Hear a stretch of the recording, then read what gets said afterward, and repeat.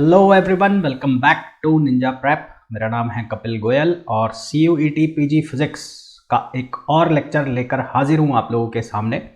और आज का जो लेक्चर होने वाला है वो होने वाला है ऑसिलेशन वेव्स का लेक्चर नंबर 4। और इस लेक्चर के अंदर हम डिस्कस करेंगे कि सिंपल पेंडुलम का जो टाइम पीरियड ऑफ ऑसिलेशन है उसको हम किस तरह से फाइंड आउट करते हैं। उसके लिए हम देखेंगे कि लीनियर SHM से अगर हम उसको निकालें तो उसका क्या फॉर्मूला आएगा, यदि एंगुलर SHM से हम उसका फॉर्मूला निकालें तो क्या फॉर्मूला बनेगा, उसके हम स्पेशल केसेस बनेंगे। तो ये जो लेक्चर है बहुत ज़्यादा इंपॉर्टेंट होने वाला है क्योंकि बहुत छोटे छोटे जो क्वेश्चंस हैं इस लेक्चर से पूछे जाते हैं। एक बात और, असाइनमेंट्स रेगुलरली जो ग्रुप है उसमें अपलोड हो रहे हैं, काफ़ी बच्चे उसको सॉल्व कर रहे हैं। और जो बच्चे सॉल्व नहीं कर रहे हैं मैं बार बार उनसे ये कह रहा हूँ कि अगर आप लोग अभी तक सॉल्व नहीं कर रहे हैं, उसके कुछ भी कारण हो सकते हैं, उनको सॉल्व करना चालू कर दीजिए। चाहे एक एक दो क्वेश्चन ही करिए, क्योंकि अगर आप उनको नहीं करते हैं तो वो इकट्ठे होते जाएंगे। और सिर्फ ग्रुप ज्वाइन करने से प्रिपरेशन नहीं होती, प्रिपरेशन करने के लिए पढ़ना भी पड़ता है। वो चाहे अब मेरे से पढ़ो और चाहे खुद सेल्फ स्टडी करो, खुद क्वेश्चंस वगैरह लगाओ, है ना। तो अभी भी नहीं कर रहे हो प्रिपरेशन तो करना चालू कर दो। If you are preparing for a very good university, यदि आप किसी बहुत अच्छी यूनिवर्सिटी के अंदर जाना चाह रहे हैं, है ना, किसी अच्छी यूनिवर्सिटी से MSc परस्यू करना चाह रहे हैं, तो उसके लिए आपको ये एग्ज़ाम क्रैक करने होंगे। ठीक है, चलिए भाई, आप बोलोगे क्या डेली डेली लेक्चर देते हो सर, देने पड़ते हैं, क्या करें अब, है ना। तो चलिए भाई स्टार्ट करते हैं आज का वीडियो। और अगर वीडियो पर आप पहली बार आए हैं, यानी कि चैनल पर आप पहली बार आए हैं और सब्सक्राइब नहीं किया है, तो प्लीज़ चैनल को सब्सक्राइब कर दीजिए, वीडियो को लाइक कर दीजिए और शेयर कर दीजिए। देखो भाई, अभी तक हमने जो टाइम पीरियड ऑफ ऑसिलेशन निकाला वो हमने ये निकाला था M/K, जहाँ पर K क्या था, इक्विवेलेंट स्प्रिंग कांस्टेंट, M का मतलब था मास। एक और फॉर्मूला तुमने पढ़ा होगा छोटी क्लासों में भी, L/G या L/A भी बोल सकते हो, एक्सेलरेशन। यहाँ L का मतलब है डिस्प्लेसमेंट और G का मतलब है एक्सेलरेशन। इन सिंपल फॉर्म में बोलूँ तो T = 2π डिस्प्लेसमेंट अपॉन एक्सेलरेशन। अब एक सिंपल पेंडुलम की अगर मैं बात करूं तो सिंपल पेंडुलम वही जो घड़ी वाला है ना, तो सिंपल पेंडुलम की बात करें तो उसका हमें ऑसिलेशन निकालना है। अब उसका ऑसिलेशन निकालने के लिए हमारे पास दो तरीके हैं अलग अलग, एक लीनियर SHM और एक हम देखेंगे एंगुलर SHM। सबसे पहले बात करें लीनियर SHM की, तो ये जो है ये डॉटेड लाइन से दिख रही है आपको लाइन, ये लेंथ ऑफ पेंडुलम है जो कि कितनी है, L। ठीक है, लेंथ ऑफ पेंडुलम और ये लेंथ कितनी है, L है। ठीक साहब, इनिशियल पोजीशन यहाँ होगी इसकी, फिर इसके अबाउट ये मेन पोजीशन हो गई, तो इस मेन पोजीशन के अबाउट ये क्या करेगा, इस तरह से ऑसिलेट करेगा। और ये अभी जहाँ पर है ये इसकी एक्सट्रीम पोजीशन है, ये दोनों कौन सी पोजीशन है, एक्सट्रीम पोजीशन है।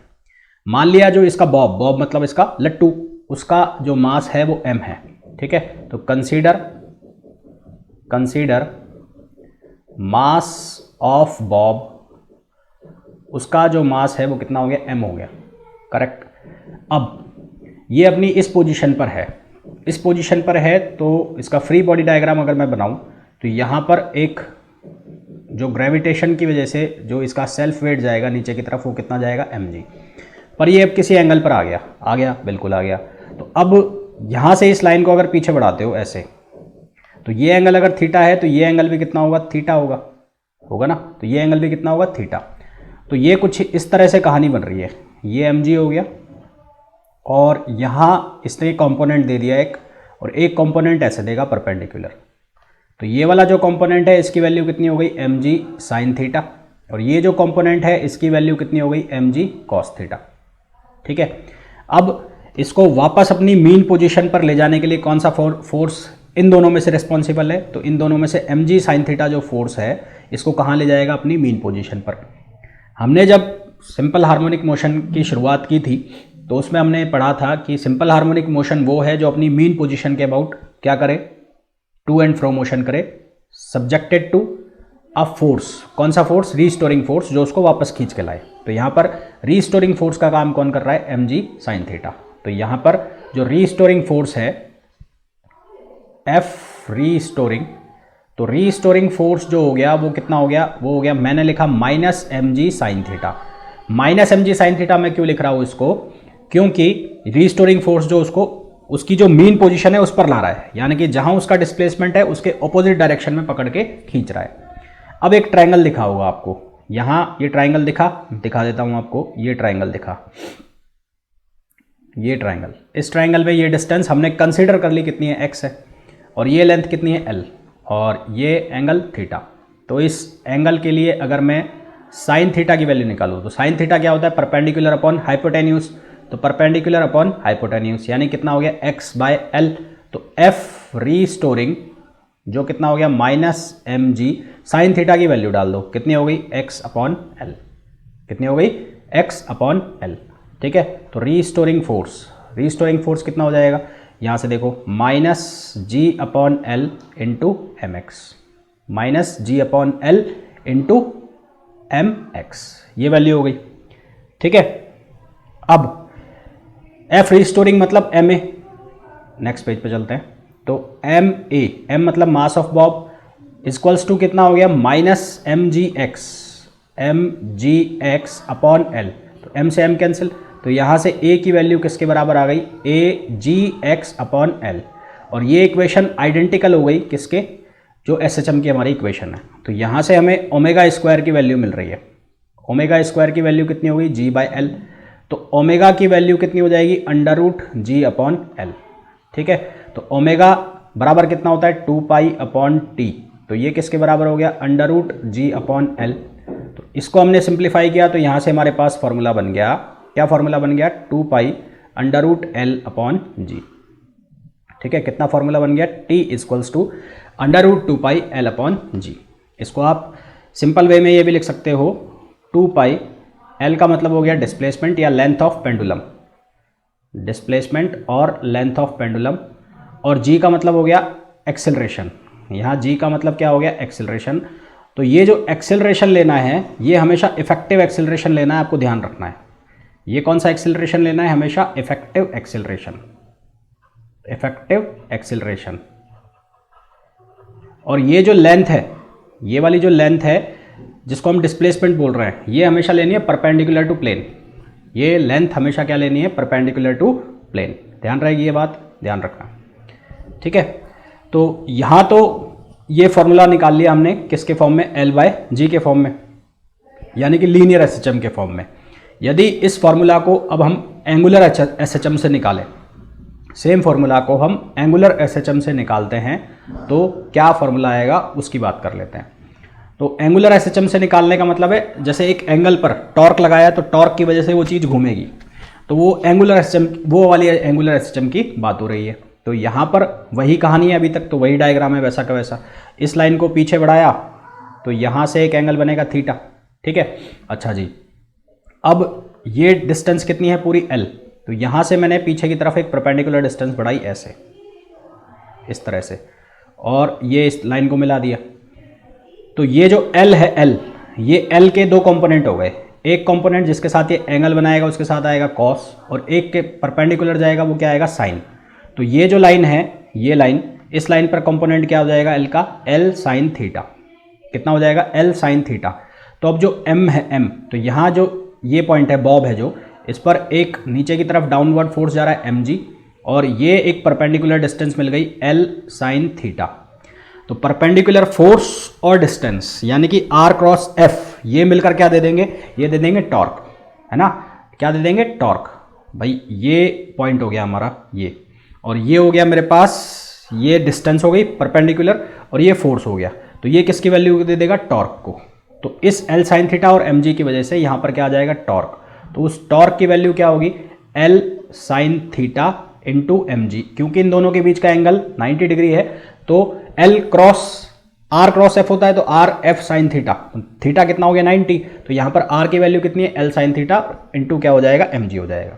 और यही किसके बराबर होगा, रीस्टोरिंग टॉर्क के बराबर। तो ये जो टॉर्क है इसको मैं वापस से रीशफल करके लिख लेता हूँ। तो एम जी एल, और ये क्या बन गया, साइन थीटा, इसको लिखा मैंने इक्वेशन फर्स्ट। फिर रीस्टोरिंग टॉर्क की बात करें तो रीस्टोरिंग टॉर्क जो है उसको लिखा जाता है किससे, माइनस सी इंटू थीटा, जहाँ सी क्या होता है, restoring torque constant, restoring torque constant.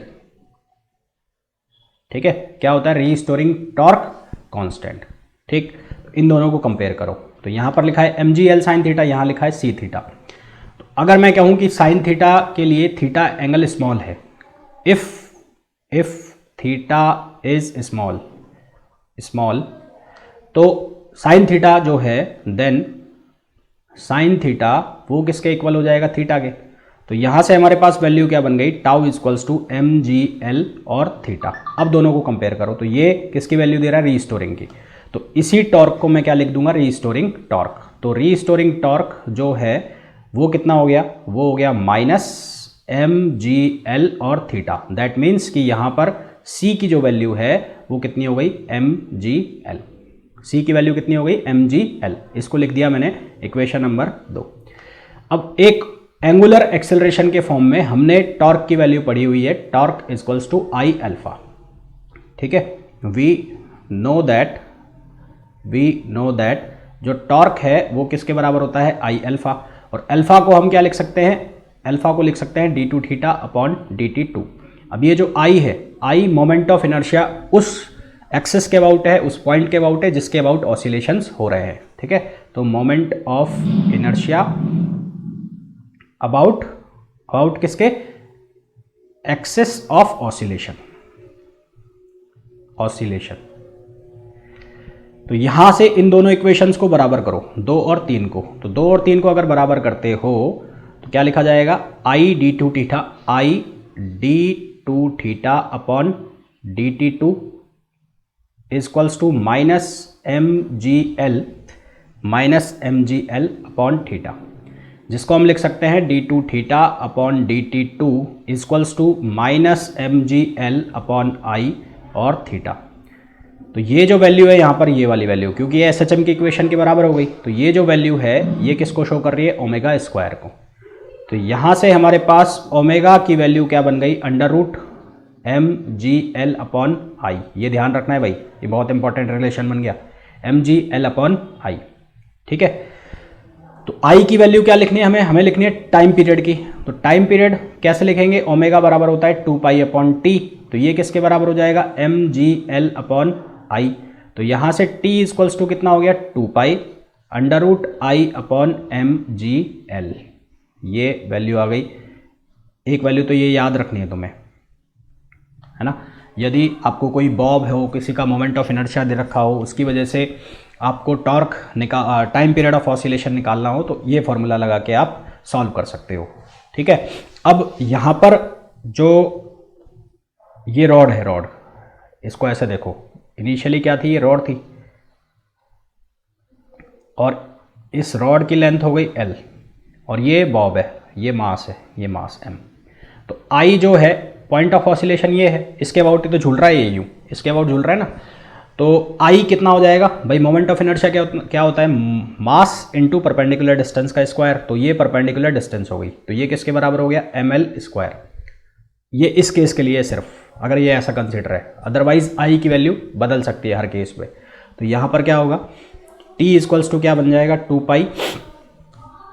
I की वैल्यू कितनी हो जाएगी? ml square upon mgl। l से l कैंसिल, m से m कैंसिल, तो t इक्वल्स टू कितना? 2 pi l upon g। Formula वही बन गया। मेरा मोटो, मेरा जो ऑब्जेक्टिव था ये नहीं था कि आपको ये फॉर्मूला मैं वापस से ड्राइव करके बताऊं। मेरा ऑब्जेक्टिव ये था कि ये वाला फॉर्मूला आपको बताना।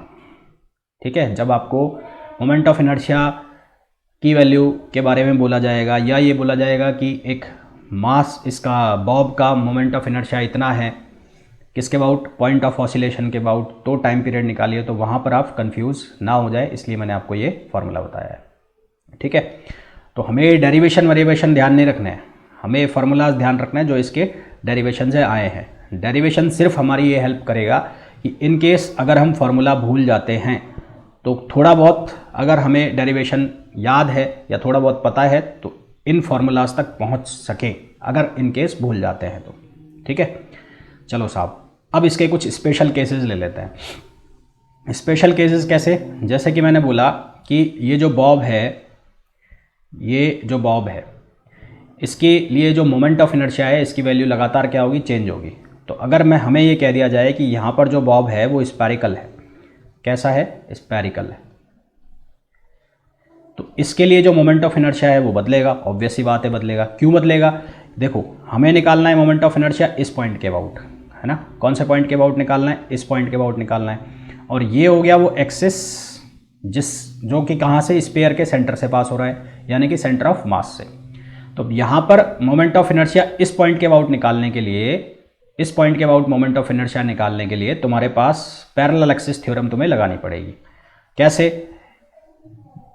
पैरेलल एक्सिस थ्योरम क्या कहता है कि ये दो एक्सिस यदि एक दूसरे के पैरेलल हैं, ये यहाँ से भी इसको भी ऐसे भी पास करा सकते हो ऐसे, तो दो एक्सिस एक दूसरे के पैरेलल हैं, तो दूसरे पैरेलल एक्सिस यानी कि ए बी के अबाउट जो मोमेंट ऑफ इनर्शिया है वो किसके बराबर होगा, सेंटर से पास हो रहे, सी जी से पास हो रहे एक्सिस के अबाउट मोमेंट ऑफ इनर्शिया, यानी कि आई सी जी प्लस दोनों के बीच की डिस्टेंस का स्क्वायर इनटू मास। दोनों के बीच की डिस्टेंस कितनी एल और मास कितना है एम एल स्क्वायर। और एक स्पेयर के लिए, सॉलिड स्पेयर के लिए उसके सेंटर से पास होने वाले एक्सिस के अबाउट जो मोमेंट ऑफ इनर्शिया होता है वो होता है 2/5। तो आई ए बी की वैल्यू कितनी हो जाएगी 2/5 एम आर स्क्वायर, और ये कितना हो जाएगा एम एल स्क्वायर, जहाँ आर जो है आर का मतलब क्या है, रेडियस ऑफ स्पेयर। तो अब ये जो फॉर्मूला है तुम्हारा ये वाला, यहाँ पर आई की वैल्यू चेंज हो गई, अब ये वैल्यू रखी जाएगी, ठीक है ना। तो आई की वैल्यू डिपेंड करेगा कि आपका जो बॉब है वो कैसा है। यहाँ पे सॉलिड स्पेयर बोल दिया तो ये हो जाएगा, अगर बोल देते स्फेरिकल शेल तो कहानी चेंज हो जाती। तो वो जैसे जैसे वो बॉडी अपनी शेप चेंज करेगी उसके अकॉर्डिंगली वो मोमेंट ऑफ इनर्शिया की वैल्यू क्या होगी, चेंज होगी। फिर दूसरी इंपॉर्टेंट बात, the time period of a simple pendulum is independent of amplitude. Time period जो है वो एम्पलीट्यूड से क्या है, इंडिपेंडेंट है ना। और इसके लिए जो एंगल है, एंगल थीटा, उस थीटा एंगल की वैल्यू लेस देन कितनी रखी जाती है, 15 डिग्री रखी जाती है। कितनी रखी जाती है, less than 15 degree. Second pendulum आपको बहुत बार पूछा जाएगा क्वेश्चन, आपको बहुत देखने को मिलेगा कि सेकंड पेंडुलम की लेंथ क्या होती है या सेकंड पेंडुलम का टाइम पीरियड कितना होता है। तो सेकंड पेंडुलम वो पेंडुलम होता है जिसका जो टाइम पीरियड होता है वो होता है 2 सेकंड। कितना होता है, 2 सेकंड। तो उस फॉर्मूला में अगर वैल्यू रख दोगे तो लेंथ निकल जाएगी, और यहाँ से इसकी जो लेंथ है वो निकल के आती है लगभग 1 मीटर की। कितने निकल के आती है, 1 मीटर की। फिर मैंने आपको अभी ये बताया था कि यहाँ पर जो एक्सेलरेशन लेना है, ये जो एक्सेलरेशन लेना है ये जी नहीं लेना हमेशा, ये इफेक्टिव एक्सेलरेशन है। अब इस इफेक्टिव एक्सेलरेशन का मतलब क्या है वो समझते हैं। इफेक्टिव एक्सेलरेशन का मतलब है कि लेट सपोज कि आपका जो पॉइंट ऑफ एसिलेशन है ना, जिसके अबाउट सस्पेंड हो रहा है पेंडुलम, जैसे ये पेंडुलम है तो यहाँ पॉइंट ऑफ सस्पेंशन कौन सा हो गया, ये हो गया ये, तो इसके अबाउट ये झूला झूलेगा यूँ। तो पॉइंट ऑफ सस्पेंशन कौन सा, ये वाला। तो यदि पॉइंट ऑफ सस्पेंशन जो है वो एक्सेलरेट कर रहा है, एक्सेलरेट करने का मतलब उसके अंदर भी एक्सेलरेशन है, जैसा कि इस डायग्राम के अंदर दिखाया हुआ है। यहाँ पर ये पॉइंट ऑफ सस्पेंशन है और ये एक्सेलरेट कर रहा है, यहाँ से एक्सेलरेशन दिखाया हुआ है ए, और किस एंगल से एक्सेलरेट कर रहा है, बीटा से। जो ये वर्टिकल एक्सिस है इसके साथ एंगल बनाया हुआ है बीटा। तो अब इफेक्टिव एक्सेलरेशन क्या होगा वो हमें निकालना है। तो उसके लिए क्या करोगे, जैसे यहाँ पर लटक रहा है ये बॉब नीचे, तो बॉब का जो खुद का वेट है वो कितना जाएगा, mg नीचे की तरफ। अब एक्सेलरेशन यहाँ पे है इस पॉइंट पर, तो यहाँ पर भी होगा, और यहाँ पर एक्सेलरेशन कितना हो जाएगा, ma। तो अगर ये एंगल बीटा है तो ये एंगल भी कितना होगा, बीटा होगा। ठीक है। अब देखो हमने ये पढ़ा है कि जब दो वेक्टर्स किसी एक पॉइंट के ऊपर लग रहे हों तो उनका रिजल्टेंट हम क्या निकालते हैं, वेक्टर निकालते हैं। तो अब ये दो फोर्स हो गए, एक हो गया ये ma और एक हो गया ये mg। तो इनका रिजल्टेंट निकालने के लिए हम वही फॉर्मूला यूज करेंगे, कौन सा, √p² plus q² plus 2pq, और उन दोनों के बीच का एंगल। तो यहां पर दो फोर्स कौन कौन से हो गए, एक हो गया ma, एक कौन सा हो गया mg। तो F नेट, भाई दोनों फोर्स ही है ना, तो इनका रिजल्टेंट भी क्या आएगा, फोर्स ही आएगा। तो F नेट की value √mg² plus √ma² plus 2mg ma, और दोनों के बीच के एंगल का कॉस, तो कॉस बीटा। इसको सिंप्लीफाई करेंगे तो एक्सेलरेशन की जो नेट वैल्यू है हमारे पास कितनी आ गई, √g² plus a² plus 2ag cos beta. तो ये जो a नेट है ये हमारा क्या कहलाएगा, इफेक्टिव एक्सेलरेशन। तो हमारा जो फॉर्मूला है उसके अंदर क्या हो जाएगा, t = 2π √L/a नेट, या a इफेक्टिव या g इफेक्टिव। ठीक है। और ये जो फॉर्मूला मैंने लिखा है ये वाला, ये बहुत काम की चीज़ है, या ये वाला फॉर्मूला पकड़ लो तो इम्पॉर्टेंट। ठीक है। बहुत सारे क्वेश्चन सॉल्व कराएगा तुम्हारे ये क्वेश्चन। कैसे कैसे केस बनेंगे वो देख लेते हैं। जैसे कि आपको ये केस दिया ये वाला, यहाँ पर बोला कि एक सिंपल पेंडुलम एक लिफ्ट के अंदर बंद है और वो लिफ्ट ए एक्सेलरेशन से ऊपर जा रही है। जरूरी नहीं वो ए से ऊपर ही जाए, वो नीचे भी आ सकती है। फिलहाल ये ए एक्सेलरेशन से ऊपर जा रही है, ठीक है। किधर जा रही है? ऊपर। तो इसके लिए क्या बताना है हमें? इसका टाइम पीरियड ऑफ ऑसिलेशन बताना है। इसको करने के बहुत सारे तरीके हैं, है ना। इसका जी इफेक्टिव निकालने के बहुत सारे तरीके हैं, जो एक न्यूटन्स लॉ ऑफ मोशन में हम यूज़ करते हैं, वो वाला तरीका भी यहाँ पर यूज़ कर सकते हैं। परंतु अभी हम पढ़ रहे हैं एसएचएम, तो हम एसएचएम के तरीके से ही यूज़ करेंगे। ये जो एक्सेलरेशन की डायरेक्शन है किधर है? अपवर्ड्स। अब यहाँ देखो, यहाँ पर ये एक्सेलरेशन इस वर्टिकल लाइन के साथ एंगल बनाना चाहिए, तो ये एक्सेलरेशन अब वर्टिकल लाइन के ऊपर ही आ गया, वर्टिकल लाइन के ऊपर ही आ गया, यानी कि जो बीटा एंगल है उस बीटा एंगल की वैल्यू कितनी हो गई? 0। बीटा एंगल की वैल्यू कितनी हो गई? 0। तो तुम्हारा जो ये फॉर्मूला था ये वाला, तो यहाँ पर कॉस बीटा कितना हो गया? 0। कॉस बीटा 0 हो गया तो कितनी वैल्यू हो गई? 1। तो ये अंदर क्या बन गया? जी स्क्वायर प्लस ए स्क्वायर प्लस 2ab, यानी कि ये बन गया a प्लस जी का होल स्क्वायर, और a प्लस जी का होल स्क्वायर ये रूट से कटेगा, तो यहाँ पर जो इफेक्टिव एक्सेलरेशन हो जाएगा a नेट की वैल्यू इस केस में वो कितनी हो जाएगी? a प्लस जी। ठीक है, मैं बता देता हूँ यहाँ पर करके एक बार, जिन लोगों को समझ में नहीं आया। इस केस में a ये जो है इसी डायरेक्शन में है, तो बीटा की वैल्यू कितनी हो गई? 0। तो कैसे करा मैंने? इस फॉर्मूला के अंदर वैल्यू डाल दी, A square plus G square plus 2ab cos beta कितना हो गया? Cos 0 degree. कॉस 0 डिग्री क्या वैल्यू देगा? 1।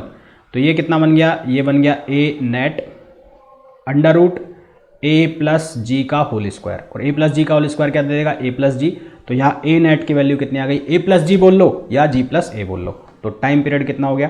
T equals to 2 pi under root L upon G plus A. अगर ये नीचे आती, लिफ्ट ये नीचे आती, तो अब ये डायरेक्शन ये हो गई इसकी लिफ्ट की।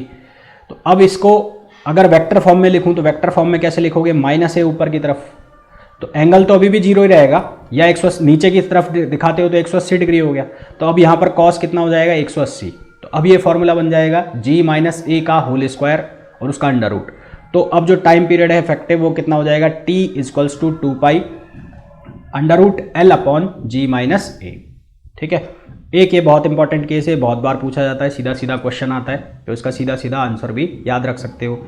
ये वाला क्वेश्चन है, इसमें बोला है पेंडुलम इज एक्सिलरेटिंग हॉरिजॉन्टली। ये वाला केस देखो, इसमें क्या है? ये ट्रॉली है, कोई ट्रॉली ए एक्सेलरेशन से मूव कर रही है और इसके अंदर कोई पेंडुलम है, तो उस पेंडुलम पर इफेक्टिव एक्सेलरेशन दिखाया हुआ है अंडर रूट जी स्क्वायर प्लस ए स्क्वायर। अब ये कैसे आया? चलो मैं ये बताता हूँ तुम्हें। तो मैंने यहाँ पर एक ट्रॉली बना ली बड़ी सी, ये ट्रॉली बना ली इस तरह से, और ये इसके टायर बन गए। ठीक है, ये ट्रॉली है भाई, और इसके अंदर है पेंडुलम, ये पेंडुलम, ये इसकी मीन पोजीशन है और ये इसकी एक्सट्रीम पोजीशन है, यहीं पे ले आते हैं इसको। अब ये जो ट्रॉली है ये ए एक्सेलरेशन से जा रही है, तो इसके अंदर जो पेंडुलम है वो नॉन इनर्शियल फ्रेम में हो गया। किस में हो गया? नॉन इनर्शियल फ्रेम आ गया। ये कौन सा फ्रेम आ गया? Non inertial frame. तो नॉन इनर्शियल फ्रेम में न्यूटन्स लॉ लगाने के लिए हम क्या करते हैं? सूडो फोर्स लगाते हैं। और वो सूडो फोर्स हम कैसे लगाते हैं? जो एक्सेलरेशन की जो डायरेक्शन है उसके ऑपोजिट डायरेक्शन में सेम अमाउंट का फोर्स लगा देते हैं। यानी कि अगर एक्सेलरेशन यहाँ है तो यहाँ पर सेम अमाउंट का फोर्स लगा दो इसके ऊपर। तो बॉब का मास यदि m है तो ये फोर्स कितना हो गया? ma, और इस बॉब का जो वेट जाएगा नीचे की तरफ कितना जाएगा? mg। तो इन दोनों के बीच का एंगल कितना हो गया? 90 डिग्री हो गया। तो इसका a नेट निकालना है मेरे को, तो a नेट कितना आएगा भाई? a नेट कितना आएगा? Under root A square plus G square plus 2ab। अब इन दोनों के बीच का एंगल कितना? 90। तो ये कितना हो गया? cos 90। तो यहाँ से a नेट की वैल्यू कितनी आ गई? Under root A square upon under root A square plus G square. तो तुम्हारा जो फॉर्मूला है वो क्या बन गया? T equals 2 pi L upon A net. तो ए नेट कितना हो गया? A square plus G square, और ये भी किस में है? रूट में। ये भी किस में है? रूट में। डायरेक्ट ऑब्जेक्टिव क्वेश्चन पूछ लिया जाता है, ये एज इट इज, जैसा कि मैंने तुम्हें दिया हुआ है। ठीक है, direct as it is objective question आता है। एक क्वेश्चन दूँ तुम्हें, करके बताओगे? एक क्वेश्चन दे रहा हूँ, वो होमवर्क है तुम्हारे लिए, करके बताना। क्वेश्चन ऐसा है कि एक इंक्लाइंड प्लेन है, इंक्लाइंड प्लेन है, उस इंक्लाइंड प्लेन के ऊपर कोई ट्रॉली है ना? इस इंक्लाइंड प्लेन के ऊपर कोई ट्रॉली है, ये ट्रॉली हो गई, और इस ट्रॉली में कोई रखा है, क्या रखा है? सिंपल पेंडुलम रखा है, ऐसे। ठीक है, ये एंगल कितना है? थीटा है। तो हमें क्या बताना है? इसकी लेंथ मान लो l। तो हमें क्या बताना है? इसका क्या बताना है? टाइम पीरियड बताना है। ठीक है, तो we have to find out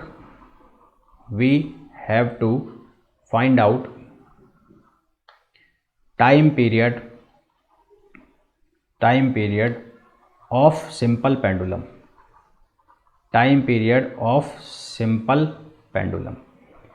इस सिंपल पेंडुलम का हमें टाइम पीरियड बताना है।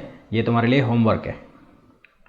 जो कॉन्सेप्ट मैंने यहाँ यूज़ किया है वैसा ही कॉन्सेप्ट यहाँ यूज़ होगा। इसको कैसे करोगे वो तुम्हें समझना है। ठीक है, जो कॉन्सेप्ट यहाँ यूज़ किया है वही कॉन्सेप्ट यहाँ यूज़ होगा। सिर्फ इतना सा फ़र्क है कि मैंने इसको कहाँ रख दिया है? इंक्लाइंड के ऊपर रख दिया है, तो थोड़ा सा NLM का यूज़ होगा। और मैं एक्सपेक्ट करता हूँ कि इतना तो तुम्हें आता ही होगा। नहीं आता तो पूछ लेना, मैं बता दूंगा। तो अभी तक तो ये स्पेशल केस देख लिया हमने, एक ये वाला देख लिया। ये डायरेक्ट क्वेश्चंस भी हैं, एज इट इज़ पूछ लिए जाते हैं। तो अगर तुम्हें याद भी रह जाते हैं तो बहुत ही अच्छी बात है। मतलब क्वेश्चन ऐसे पूछ ले कि एक लिफ्ट है, वो इतने एक्सेलरेशन से ऊपर जा रही है, उसमें कोई पेंडुलम है, उसकी लेंथ L है, तो उसका टाइम पीरियड बताओ। तो चाहो तो ये सिंपल फार्मूला सीधा सीधा यूज़ करके और आंसर निकाल सकते हो। ऐसे कोई रटने मतलब कोई डेरिवेशन की भी ज़रूरत नहीं है। ऐसे ही ये क्वेश्चन सीधा सीधा पूछ लिया जाएगा। फिर और स्पेशल केस देखते हैं ये वाले। अरे यार, मैंने तो आंसर ही बता दिया। जिन लोगों को नहीं आए, ये आंसर है उसका भाई। ठीक है ना, देख लेना, ये आंसर हो जाएगा। समझ गए? अब ये समझ में आ जाए तो मेरे को बता देना। मैंने तो आंसर ही बता दिया यार, गलत, शिट, गलत हो गई है तुम बात। चलो भाई, नेक्स्ट क्वेश्चन पर चलते हैं। इसका आंसर ये आएगा, इस क्वेश्चन का आंसर ये आएगा। हाँ जी, एक क्वेश्चन आपको ऐसे पूछा जा सकता है कि कोई simple pendulum vertical electric field मतलब ऐसे सीधा, डायरेक्शन उसकी ऑपोजिट भी हो सकती है। अभी इस डायरेक्शन में लगा हुआ है इलेक्ट्रिक फील्ड, तो इलेक्ट्रिक फील्ड की डायरेक्शन में है तो इलेक्ट्रिक फील्ड है तो वो इलेक्ट्रिक फोर्स लगाएगा। फोर्स कितना? अगर इस डायरेक्शन में है तो कितना लगा देगा? प्लस क्यू ई लगाएगा, क्योंकि mg और क्यू ई दोनों सेम डायरेक्शन में हो गए, इसलिए ऐड हो गए। लेट सपोज अगर इलेक्ट्रिक फील्ड ऐसे होता तो ये लगाता ऑपोजिट डायरेक्शन में, तो यहाँ पर लिख देते तुम mg माइनस क्यू ई, तो ए नेट की वैल्यू कुछ और हो जाती। तो अभी इस डायरेक्शन में है तो ए नेट की वैल्यू कितनी है? mg plus Q E upon m। तो ये वैल्यू रख दी हमने ए नेट को सिंप्लीफाई करके, तो ये टाइम पीरियड आ गया। लेट सपोज कहानी ऐसी होती कि ये जो क्यू ई है ये ऑपोजिट डायरेक्शन में होता ऐसे, तो यहाँ पर साइन चेंज हो जाता। बस सिंपल सा ये कहानी थी, है ना। तो ये कुछ स्पेशल केसेस हैं। एक और देख लो, इस स्पेशल केस में क्या है कि जो इलेक्ट्रिक फील्ड है वो हॉरिजॉन्टल डायरेक्शन में लग रहा है ऐसे, तो हॉरिजॉन्टल में लग रहा है तो दोनों के बीच का एंगल कितना हो गया? 90 हो गया। तो यहाँ पर वो कॉस वाला जो फैक्टर है, कॉस बीटा वाला, वो हो जाएगा 0, तो फॉर्मूला बन जाएगा ये। तो यहाँ ए नेट की वैल्यू ये हो गई, तो इसका टाइम पीरियड ये बन गया।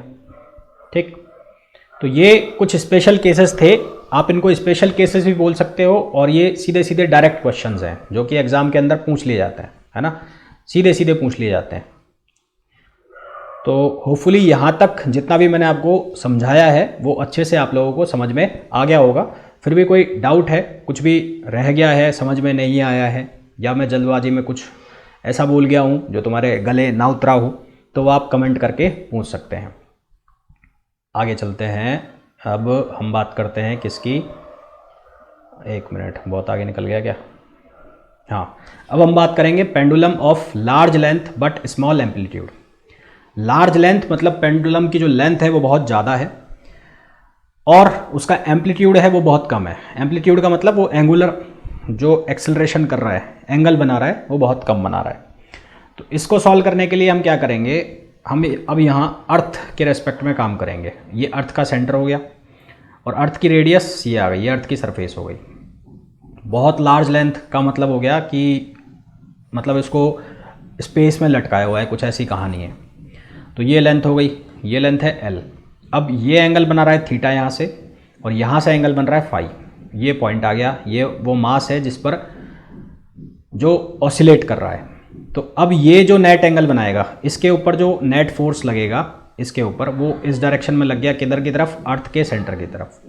और इस वर्टिकल लाइन से जो एंगल बन गया इसका वर्टिकल लाइन से जो एंगल बन गया वो कितना बन गया, थीटा प्लस फाई। थीटा ये वाला और फाई ये वाला, तो कुल एंगल कितना हो गया, थीटा प्लस फाई। तो रीस्टोरिंग फोर्स तो वही होता है जो mg साइन थीटा। अब यहाँ पर साइन थीटा प्लस कितना हो गया, फाई हो गया, थोड़ा सा चेंज हुआ है, थीटा प्लस फाई। तो mg साइन थीटा क्योंकि छोटा है भाई, साइन एंगल अगर स्मॉल है तो इसको हम क्या लिख सकते हैं, थीटा। तो अगर एंगल स्मॉल है क्योंकि स्मॉल एम्पलीट्यूड है, तो साइन थीटा प्लस फाई को हमने क्या लिख दिया, थीटा प्लस फाई लिख दिया। तो थीटा को हम क्या लिख सकते हैं, साइन थीटा, स्मॉल एंगल है, और फाई को हम क्या लिख सकते हैं, साइन फाई, ऐसा हमने लिख दिया। ठीक है, ऐसा क्यों लिखा है वो भी बात कर लेते हैं। यहाँ से ये डिस्टेंस है x, तो x डिस्टेंस है, तो अगर मैं वैल्यू निकालना चाहता हूँ साइन फाई की, तो ये हो गया x और ये हो गया r, है ना, या फिर ये हो गया r, ये डिस्टेंस भी कितनी हो गई, r। तो यहाँ से साइन फाई, जो साइन फाई है, साइन फाई की जो वैल्यू है वो कितनी आ गई, परपेंडिकुलर अपॉन हाइपोटेन्यूस, यानी कि x अपॉन r। और सेम कहानी यहाँ हो जाएगी, तो यहाँ पर कितना हो जाएगा, ये हो जाएगा sine theta equals to x upon L. तो ये दोनों वैल्यूज़ यहाँ पर मैंने सब्सटीट्यूट कर दी। ठीक है, ये वाली वैल्यू और ये वाली वैल्यू दोनों यहाँ पर सब्सटीट्यूट कर दी, तो ये आ गया mg x अपॉन एल, और ये हो गया x अपॉन r। आगे देखते हैं। उसके बाद क्या हुआ, यहाँ से f को लिख दिया हमने ma, f को ma लिख दिया, तो a इक्वल्स टू हो गया x कॉमन ले लिया, तो g 1 upon L 1 upon r। तो यहाँ से ओमेगा की वैल्यू हो गई इसके बराबर, ओमेगा स्क्वायर की वैल्यू, तो ओमेगा की वैल्यू अंडर रूट ये हो गया, क्योंकि t equals to 2 pi upon omega, तो 2 पाई अपॉन ओमेगा ये वैल्यू रख दी। तो हमारे पास ये क्या आ गया, टाइम पीरियड आ गया, जब बहुत लंबा जो लेंथ है, यानी कि लेंथ बहुत ज़्यादा है किसकी, पेंडुलम की, और एम्पलीट्यूड स्मॉल है, तो उस केस में ये फॉर्मूला आ गया। अब इसमें स्पेशल केसेस बनते हैं जो याद रखने वाले हैं। क्या क्या स्पेशल केस बनते हैं, यदि लेंथ ऑफ पेंडुलम बराबर हो लेंथ ऑफ जो रेडियस ऑफ अर्थ है, तो उस केस में t जो है वो कितना हो जाएगा, 2 pi under root r by 2g, under root r by 2g। ध्यान रखना, आपको क्वेश्चन दिया जाएगा कि एक पेंडुलम है जिसकी लेंथ अर्थ की रेडियस के बराबर है, तो उसका टाइम पीरियड निकालो। तो क्योंकि आप फॉर्मूला जानते हो ये वाला 2 पाई एल अपॉन जी, तो आप बिना सोचे समझे एल को करोगे आर, और आर बाय जी आप लिख दोगे 2 पाई आर अपॉन जी, और आंसर निकालोगे। आंसर इससे जो आएगा वो भी ऑप्शन में होगा, और इससे जो आएगा वो भी ऑप्शन में होगा, क्योंकि आपने फॉर्मूला ये लगाया और आप बहुत कॉन्फिडेंट हो गए कि अपना तो सही है, पर अपना हो गया गलत, क्योंकि कौन सा फॉर्मूला लगेगा, ये वाला। ध्यान रखना इस चीज़ को। यदि r और g की वैल्यू सब्सटीट्यूट कर देते हैं तो सीधा सीधा टाइम पीरियड आ जाएगा कितना, t इक्वल्स टू 59.8 मिनट। याद रखना है, इंपॉर्टेंट, कितना आ जाएगा, 59.8 मिनट। ठीक है, सीधा सीधा फॉर्मूला आ जाएगा 59.8 मिनट, ये आंसर आ जाएगा। इसी तरह से यदि हमें ये बोल दिया जाए कि लेंथ जो पेंडुलम की है बहुत ज़्यादा है, अप्रोच कर रही है इनफाइनाइट को, तो इनफाइनाइट को अप्रोच कर रही है, तो r बाय एल की जो वैल्यू है वो 0 को अप्रोच करेगी। तो ये जो फॉर्मूला है कौन सा, ये वाला, तो r बाय एल किधर अप्रोच कर गया, 0, तो फॉर्मूला में क्या बच गया, 2 pi under root R upon G. कितना हो गया, 2 pi under root R upon G. R की वैल्यू डालोगे तो यहाँ से टाइम पीरियड आ गया 84.6 मिनट्स। ठीक है, कितना आ गया, 84.6 मिनट्स। सिंपल है। तो अभी तक जितने भी हमने चीज़ें पढ़ी हैं बहुत ज़्यादा इंपॉर्टेंट है, इनको आप नोट्स बनाएंगे या स्क्रीनशॉट लेंगे, वो आपको पता है कि आपको क्या करना है, वो आप बेहतर जानते हैं। पर जो भी आज मैंने पढ़ाया है, हालांकि जितना भी मैंने अभी तक पढ़ाया है वो सारा इंपॉर्टेंट ही है, पर आज वाला कुछ ज़्यादा इंपॉर्टेंट है। फिर हम बात करते हैं, क्वेश्चन लेते हैं।